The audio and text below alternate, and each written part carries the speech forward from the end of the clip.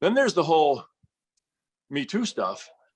And in my early stuff, I sexualized stuff more. And I've ground the edges down on that stuff for sure.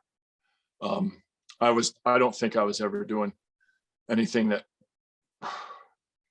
wasn't being said in the lobby, but yeah, I'm much more concerned about doing that type of stuff. You know, I sell thongs, Rena.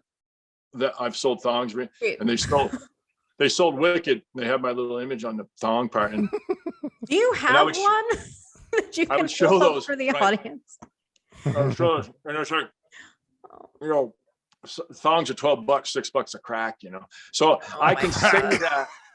I can say that to some audiences, but I'll figure out the temperature there. Yeah, more. But I was never vulgar but yeah, I would get people out of the audience, and I would have women in my count. I made my first calendars. I told you, 1 month I was always naked. I made a decision. The first calendars I was going to make, the naked shot, I was naked. The women too, always were fully clothed. One time I had a sap bucket covering me. The women were in fully clothed. But then people started coming up to my fairs and my shows and looking at the calendar, and they'd try to go right to the naked one. Men and women both would go, how come them girls got all their clothes on? But then the last 3 or 4 calendars, I had the gals in more revealing stuff. But when I would hire them, I would say, the photographer is in his house, his wife is there, his kids. You will never see me naked. Oh, because I'm not naked. I have a jock strap on and then the thing. But I said, I will be behind you. And I would never meet them at my house. I never did any of that stuff, man. And that was even before this. And I don't know, I was just being professional. It's not that I didn't want to, but so that worked. But I would never do a picture now. Probably, I'm 61 years old too, with a woman or a man scantily clad next to me.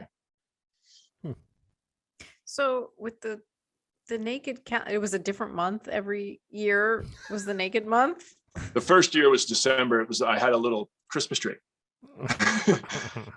I was holding a little, and I forget I wrote content to it. It's pretty funny. But anyway, and then there's 2 women. They were dressed in elf costumes.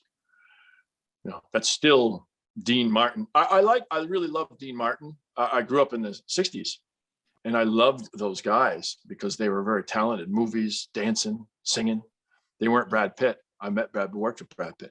Nice guy, but he don't sing. He don't fucking dance. You know what I mean? So I like those guys, and I grew up watching their shows, and that shit was just not good woman-wise, So I did choose to do some of that because I was a 38, 40-year-old guy. And it sold, Yeah. It sold. Times have definitely changed quite a bit. I watched Top Gun the other day, and that movie, that would not work now. And the same movie, the way it's written, wouldn't work now at all if Tom Cruise wasn't unknown and stuff. It's so misogynistic. It's insane.